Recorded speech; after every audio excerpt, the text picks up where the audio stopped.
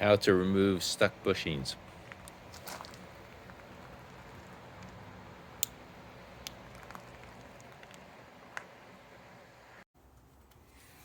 So I've started the process of the bushings. These are the rear uppers. So that's what they look like when they come out after a bit of persuading. This one I burned out already. I got these Prothane poly bushings. And this kit is actually an A86, 85, 87 Corolla that fits. So that's nice because it's a little cheaper than the Celica bushing kits out there. So this will work. The one thing we found was for the rear uppers, these sleeves, you have to preserve these. You have to save them because the ones that come in the kit are significantly thicker and don't fit the bolts. So they don't fit these bad boys. So in any case, that is pretty easy. I'll have to clean these up and put these guys together. So we'll start at it and go from there. Well, here are the control arms, all cleaned up and beautiful. So I was just gonna leave them the way they were and put them back in. I mean, they're under the car. You're not really gonna see them much, but it's one of those things where, you know, you have them out, so you might as well make them nice, right?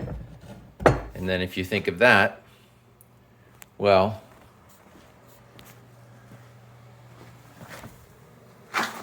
we look under the car, and that's not very nice. None of this is very nice. And I have new bits to go in here, new springs, shocks, etc. You know, why not just take all this out and clean it up? Because it's a ton of work, I guess. Who knows until you start doing it. But that's what I'm thinking.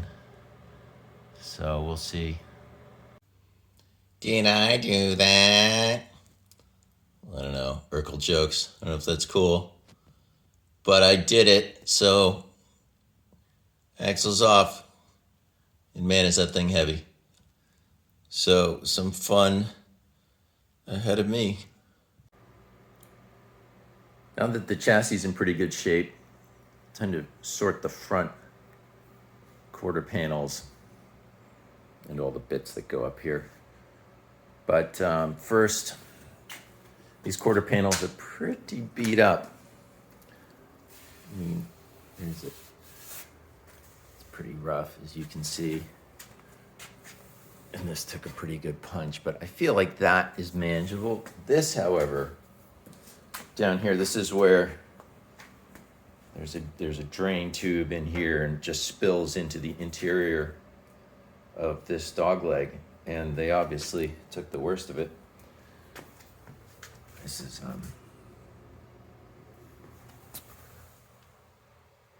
that's the other side. So I've got to rebuild them. I don't really feel so confident about all of these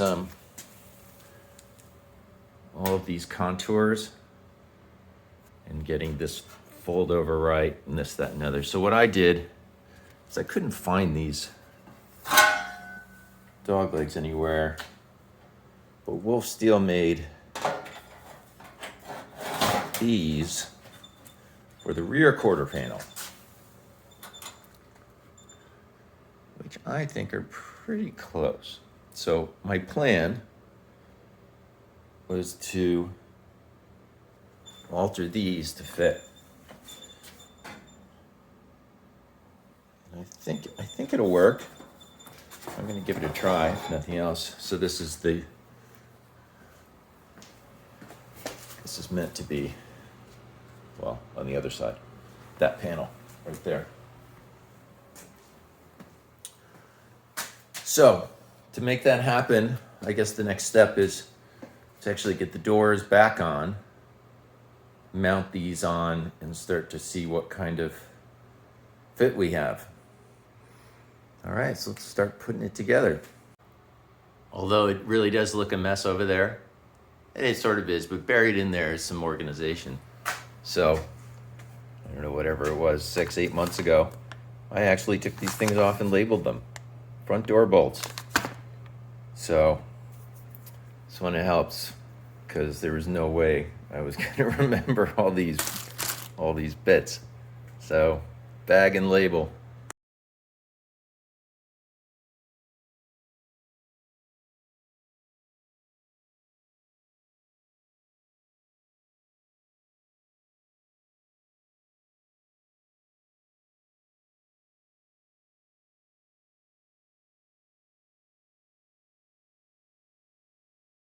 Before,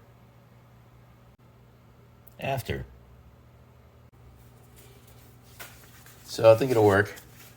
Like everything, it's not perfect. So there's these lines here. I have to cut that, and of course the holes for these bolts that mount to the bottom are not in place. But I feel like you can see that. It's pretty close. I think I can work with that. I think it's gonna get us to where we need to be. I'm sure there's like a ton more work in here than I think. Well, we'll start at it. All right, first piece is cut. Just a rough cut. But I think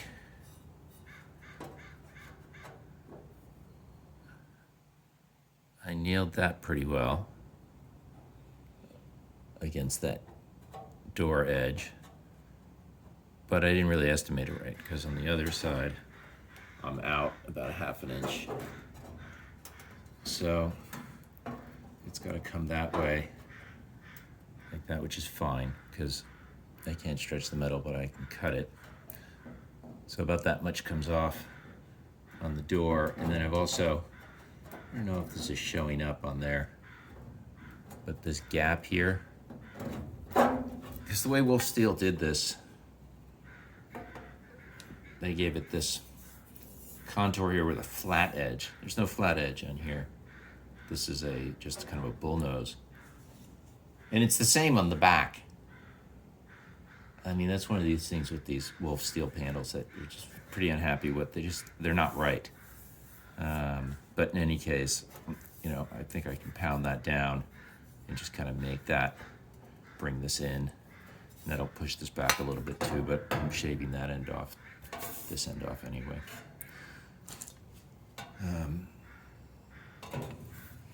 All right, well, keep going at it.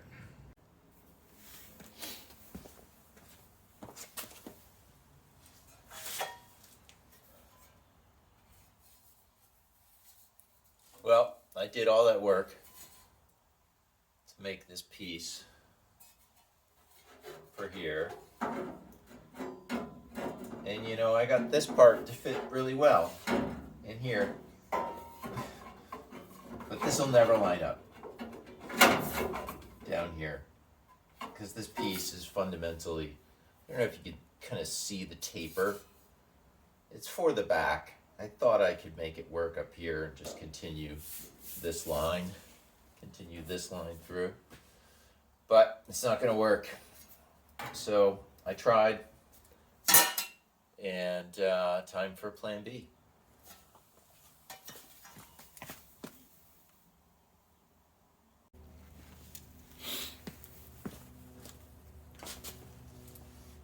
Voila, plan B, fiberglass.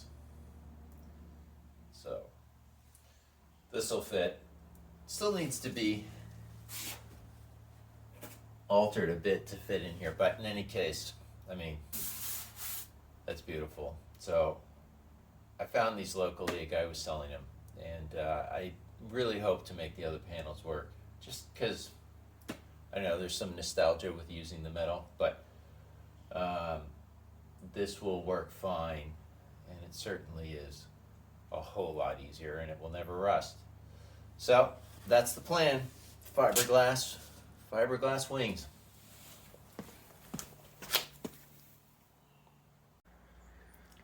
So I'm noticing this door is not fitting flush. You can see it's out here at the bottom and then goes in at the top. So we're in there, out there. I thought maybe it was because I had taken it off and remounted it, but I looked back at my original pictures when I got the car and it was like that. So I think, and we can see on the inside, the other door, the passenger, is the original. It's got the right trim color. This is a different color. So I think this door has been replaced in the past, and time to straighten it out. So I'm gonna try to do it with a 2x4 and some force. Well, it's a little funky, but I think that should be able to get some twist on the door. So let's see what we can do.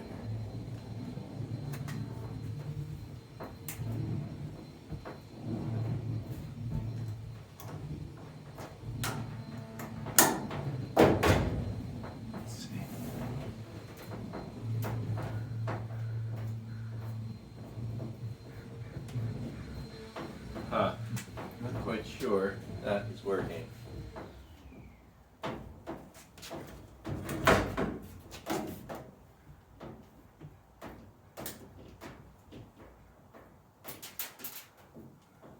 Oh, some funny sounds in there.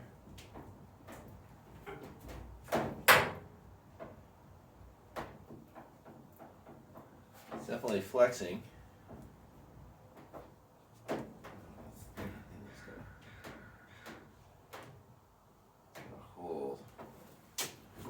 Huh.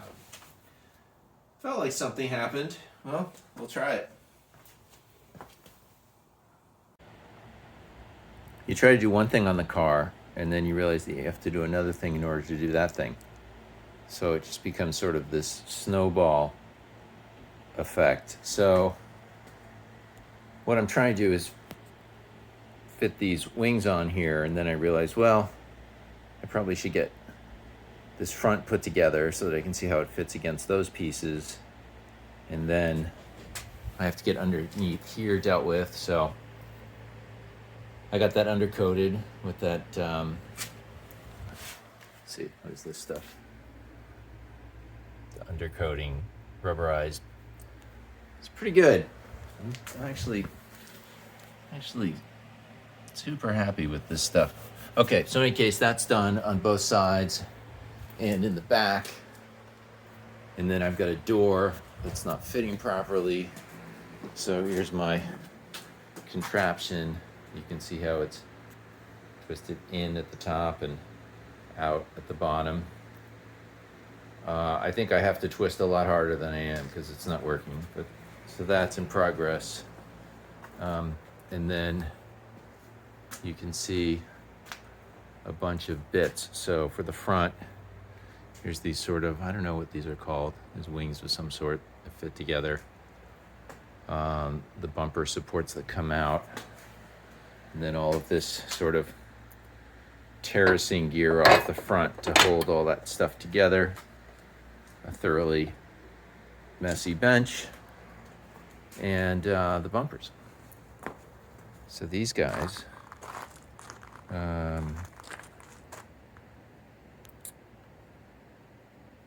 are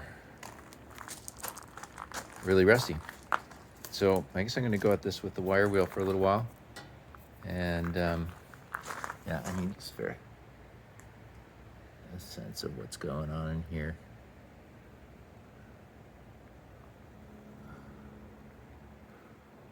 So I'm going to clean that up, I guess, as best I can. Put a coat of primer on there and call it good. So that's where we're at. Those cleaned up really nicely.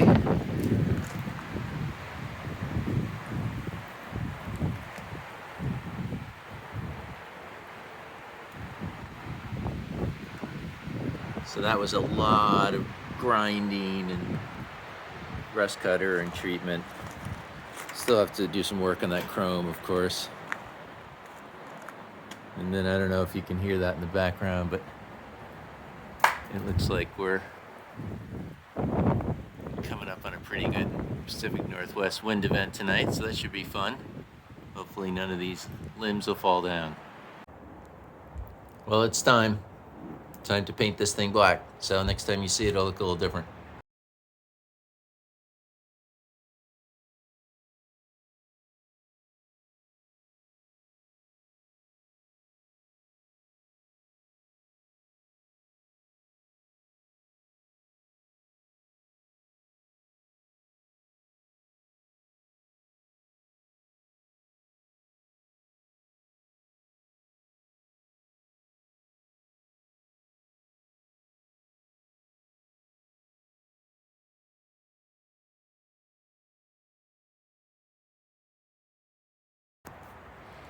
I got a couple days in, so I thought I'd just do a catch up. So that axle's out and taken apart, and I painted. So it looks pretty nice. See, we got the bearings pressed too on those guys, and I painted a bunch of stuff. So lots of painting the past couple days. Got this bay done. That looks pretty nice. I'm pretty happy with how it came out. This rubberized undercoating came out great. I used, let's see if I got a can of this stuff here. I used this Rust-Oleum acrylic enamel, and you have to be really careful with this stuff or it drips, it runs. You know, just it wants a fog coat. You know, you cannot hold that nozzle down. I don't know if you can see some of those, but that was just really annoying. I think in here there were a couple. But in any case, I mean, it's an engine bay, so all in all, I'm pretty happy with that. So that's done. And this door, that was an awesome project. Remember, that stuck out. At the bottom, it was out, and at the top, it was in. So, really tricky. This, in order to get that thing to move, you have to adjust this bottom hinge that has, let's see, this light really sucks, doesn't it? I mean, it has these screws that you cannot reach. There's one. There's another one. And there's another one in there. So you can't reach them, unlike the top hinge, which has those two that you can get to. You can't reach them. So you have to open the door and get in there with your smallest ratchet. And get them out. And it was hard just to crack them, actually. It took a little bit of heat. But that's in, so that's nice. So that is pretty much where we're at. So this can, now all of these little bits that make up the front end can start going on, because all this needs to go together in order to get the hood on, in order to fit the front fender wings on here. It's just sort of all like a connected puzzle. So that's where it is. We'll, I think I'm gonna just post the stuff I have for now, and we'll go from there.